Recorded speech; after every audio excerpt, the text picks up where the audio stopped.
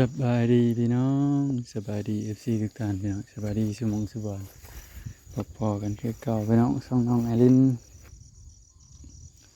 หลังจากฝนเช้าตก2 มื้อนะพี่น้องมาเลาะเบิ่งเขาหน้าเขากันพี่น้อง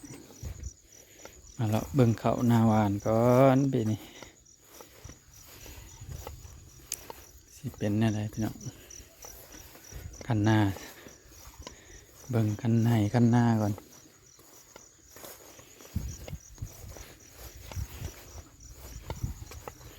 คันให้คันหน้ากันขาดไปหลายพี่น้อง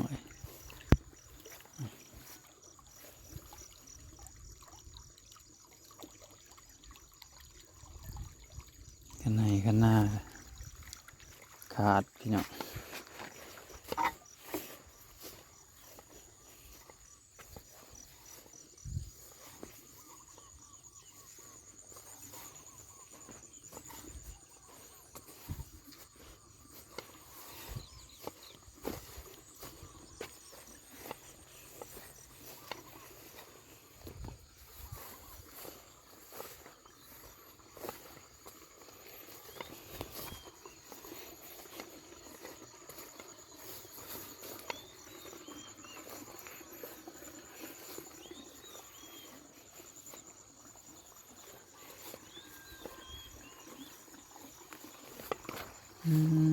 ก็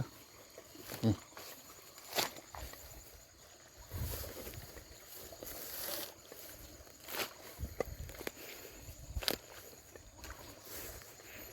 ขาด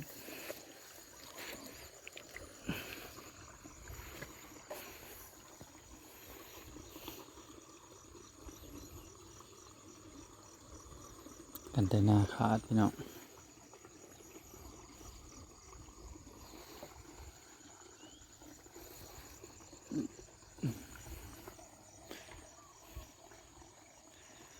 บรรยากาศยามเช้าๆเลาะเบิ่งเขาเขียวกระจีพี่น้องเอ้ย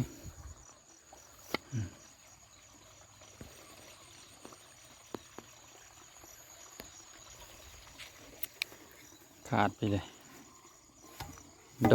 ดนเขามาทั้งพี่เนาะตะกี้ดนไปพุ่นเอากระสอบไปใส่วันนี้ดนมาทั้งพี่นะแปลงก่อนพี่น้องเลยแปลงกระสอบดินใช่ก่อนข้าวเจ้าเนี่ยเขามาตัดใบอีกนะพี่น้องนี่มันเป็นตายเนาะมันเป็นใบแดงใบด่างแล้วมันตายหย่อลงเนาะ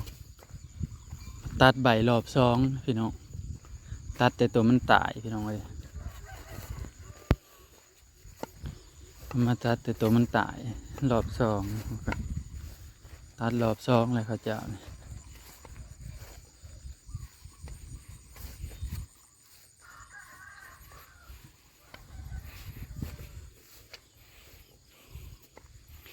ตัดใบรอบสองเพื่อกำลังแตกขึ้นใหม่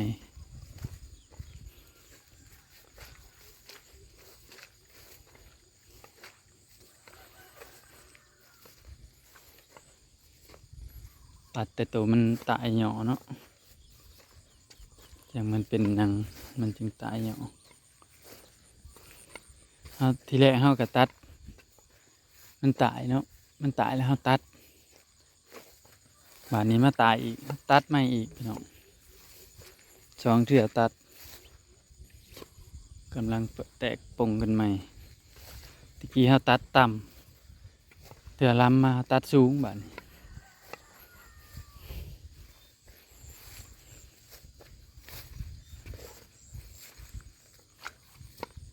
เทื่อล้ำมาตัดสูงขึ้นอีกตะกี้ตัดต่ำ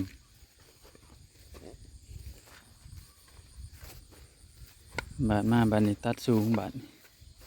ที่เป็นจังไร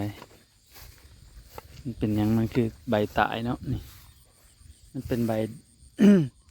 นี่แหละมันตายมันเปื่อยพี่น้อง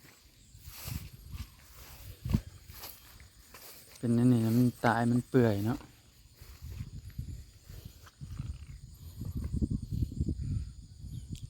ตัดไปเบิ่งว่ามันสิคืนหรือบ่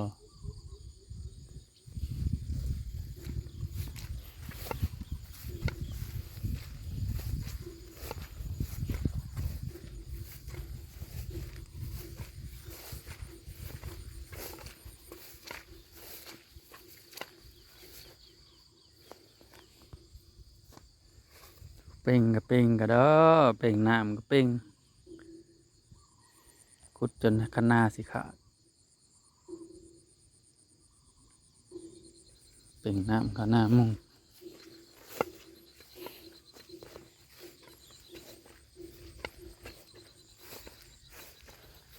นี่ก็จนคะนาสิขาดเลย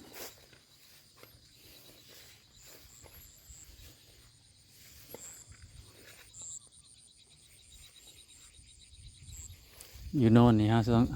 ต้องตึงน้ำได้พี่น้องเลยให้ทั้งเทิงทั้งโน่นนี่คันบ่ตึงบ่ได้พี่น้องขาดเม็ดพ้นอะไรอย่างแห้งโลดปีนี้งามอยู่พี่น้องเลยข้าวหน้าหวานเชี่ยแต่ข้าวเจ้าหรือข้าวหอมมะลินี่เนาะมันใบมันอยากตายพี่น้องข้าวเจ้าข้าวหอมมะลินี่ใบมันอยากตาย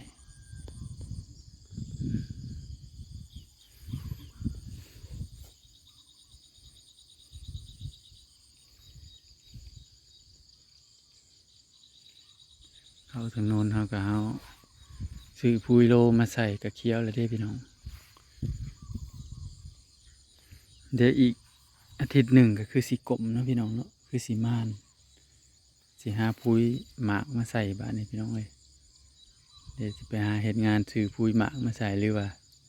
สีเส้นเอาเนาะสีเส้นเอาพุยหมากมาใส่กระต่ายมุมสิบหาเนาะอันนั้นมันเป็นปุ๋ยยูเรียปุ๋ยหมาก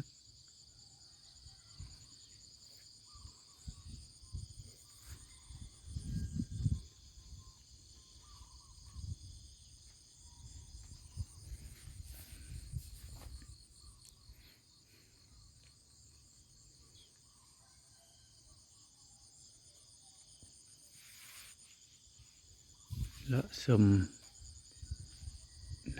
นาเขาบรรยากาศยามเศร้าๆพี่น้องเลยหลังจาก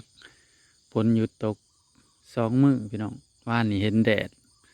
มื้อนี้จักสิเห็นแดดหรือบ่แต่ว่ามื้อนี้เฮาบ่ทันได้ลงไปเบิ่งน้ำคลองพี่น้องเลยเดี๋ยวเฮาสิแล้วตัวนี้เฮาก็สิเมื่อคือกันเฮาสิลงไปติดตามเบิ่งน้ำคลองทางบ้านเนาะทางหน้าพอไอรินไปเลยพี่น้องว่ามันสีขึ้นลายสำใดเมื่อวานนี่อยู่ก้นให้หน้าบนี้สีอยู่สำใดเนาะเดี๋ยวเราติดตามด้วยพี่น้องเด้อว่าให้หน้ามันสีสำใดเนาะนี่เราต้องตึงน้ำไว้พี่น้อง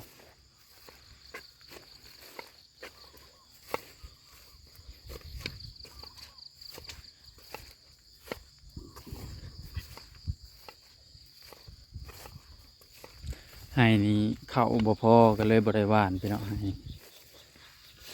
เดี๋ยวปลาให้หญ้าขึ้นเฮาไถแล้วเลยได้แต่ว่า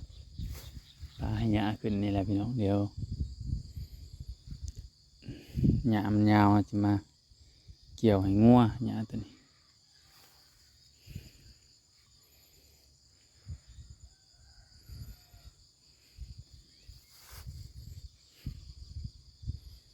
ตะกี้ซุกได้พี่น้องนาโนนนี่เหลืองที่เอาปุ๋ยมาถืนใส่เบิ่งกะเกี่ยวขึ้นแล้วเอาปุ๋ยโลมาถืนใส่พี่น้องไว้เริ่มเกี่ยวขึ้นแล้วพี่น้องบรรยากาศพี่น้องช่วงนี้ก็เกี่ยวกะจีเนาะ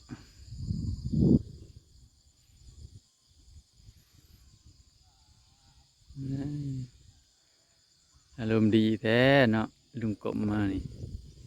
เสี่ยวพอดีแท็กนี่อารมณ์ดีแต่เศร้าแท้